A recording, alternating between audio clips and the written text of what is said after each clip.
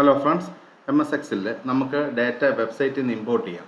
അതെങ്ങനെയാണെന്നാണ് ഈ വീഡിയോ കാണിക്കുന്നത്. അതിനായിട്ട് നമ്മൾ ഡാറ്റ മെനു ക്ലിക്ക് ചെയ്യുക.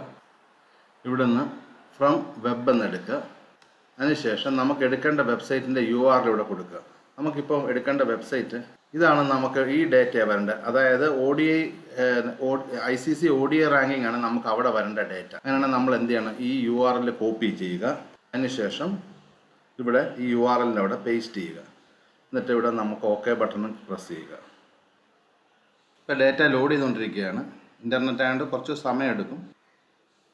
ഇപ്പം നമുക്കിവിടെ വന്നിട്ടുണ്ട്. മൊത്തം ആ വെബ്സൈറ്റിൽ കൊടുത്തിരിക്കുന്ന URL ഒരുപാട് ടേബിൾസ് ഉണ്ട്. ഫസ്റ്റ് വൺ ആണ് നമുക്ക് വേണ്ടത്. ഫസ്റ്റ് വൺ ടേബിളിൽ ക്ലിക്ക് ചെയ്യുമ്പോൾ നമുക്ക് കാണാം ഇപ്പുറത്ത് അത് ലോഡ് ചെയ്തിട്ട്. ഇതാണ് ODI റാങ്കിങ്.